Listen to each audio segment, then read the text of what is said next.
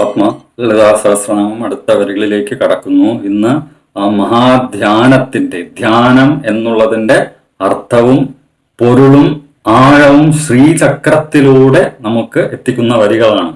കൃത്യമായിട്ട് ധ്യാനം എന്ത് എന്ന് പറയുന്നുണ്ട്. ധ്യാന ധ്യാതൃ ധ്യേയ രൂപ ധർമ്മ അധർമ്മ വിവർജിത. ധ്യാനം എന്നാൽ നമുക്കറിയാം, കോണ്ടംപ്ലേഷൻ, ഡീപ്പ് മെഡിറ്റേഷൻ, മന്ത്രധ്യാനം, രൂപധ്യാനം, പല രീതിയിലുണ്ട്, പല പല പദ്ധതികളുണ്ട്. പല ഗുരുക്കന്മാരും പല രീതികളിൽ നമ്മളിലേക്ക് എത്തിച്ചിട്ടുമുണ്ട്. നമ്മൾ പലരും അത് ചെയ്യുന്നുണ്ട്. അപ്പൊ ഇവിടെ ധ്യാനം എന്നുള്ളത് ഒന്നുണ്ട്. അപ്പോൾ ഒന്ന് ധ്യാതൃ, ആരാണോ ധ്യാനിക്കുന്നത് അത് ധ്യാതൃ, ആ വ്യക്തി, ആ ആളിനെ കുറിച്ചാണ് ധ്യാതൃ. ആരാണോ ധ്യാനിക്കുന്നത് ധ്യാതൃ. രണ്ട് ധ്യേയരൂപ, ആരെയാണോ ധ്യാനിക്കുന്നത് അത് ധ്യേയരൂപ.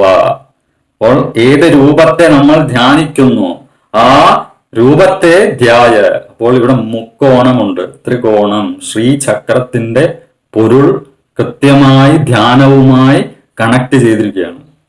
അതാണ് ഈ വരികൾ. ധ്യാന ധ്യാതൃ ധ്യേയ, മുക്കോണം, ത്രികോണം, ശ്രീചക്രത്തിന്റെ പൊരുളാണത്, അർത്ഥവും ആഴവുമാണ്. അപ്പോൾ ധ്യാന ധ്യാതൃ ധ്യേയ രൂപ, ഒരു ഫിസിക്കാലിറ്റി അവിടെ എത്തിപ്പെട്ടു.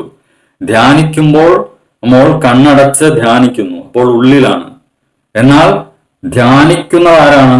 നമ്മളാണ്. ധ്യാനിക്കുന്നതാരെയാണ്? രൂപത്തെയാണ്. അപ്പോൾ സകല അവസ്ഥകളിലൂടെയും നമ്മളെ എത്തിക്കുന്നതാണ്. അത് എങ്ങനെയാണ്? ധർമ്മ അധർമ്മ വിവർജിത, ധർമ്മത്തെയും അധർമ്മത്തെയും വിവേചന ബുദ്ധിയോടുകൂടി, വിവേകത്തോടുകൂടി, യുക്തിയോടുകൂടി വർജിക്കുന്നത്. ഏത് വേണം, ഏത് വേണ്ട, എങ്ങനെ വേണം, എങ്ങനെ വേണ്ട, ഏത് നിറം വേണം, ഏത് നിറം വേണ്ട, എങ്ങനെയൊക്കെയാണ് അലങ്കാരം, എങ്ങനെയൊക്കെ അലങ്കാരം വേണ്ട, ഏത് പൂവ് വേണം, ഏതൊക്കെ പാനീയം വേണം, ഇത് കൃത്യമായി വിവർജിത.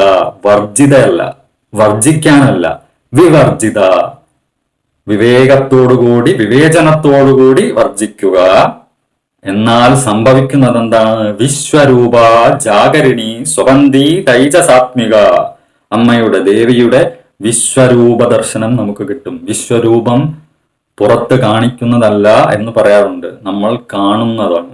അപ്പോൾ ഇവിടെ ദേവിയുടെ വിശ്വരൂപം എങ്ങനെയാണ്? വിശ്വരൂപ ജാഗരിണി, ജാഗ്രത അവസ്ഥയിലാണ് ആദ്യം നമ്മൾ കാണുന്നത്. കാരണം രൂപധ്യാനമാണ് സംഭവിക്കുന്നത്. അപ്പോൾ നമ്മളുടെ ജാഗ്രത അവസ്ഥയിൽ ഉണർന്നിരിക്കുമ്പോൾ കാണുന്ന ഒരു അമ്മയുടെ ദർശനം, ജാഗരിണി.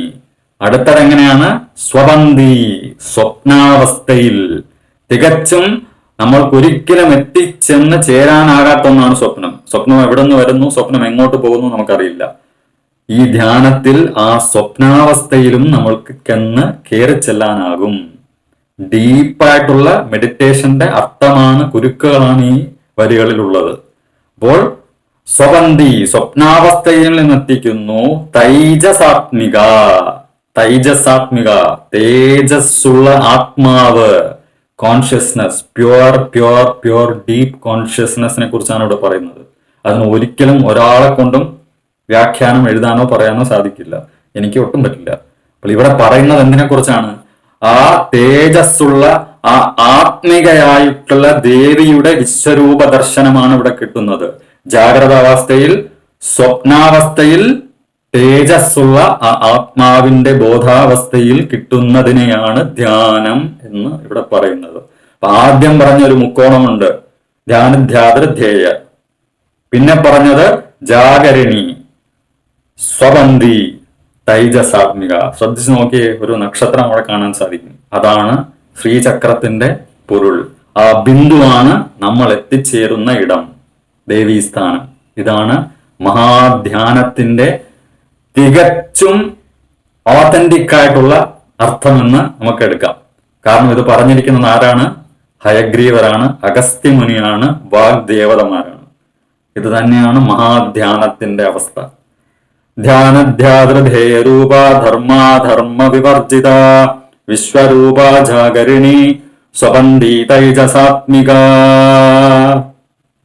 അമേ ശരണം. ശാന്തി ശാന്തി ശാന്തി. പത്മ.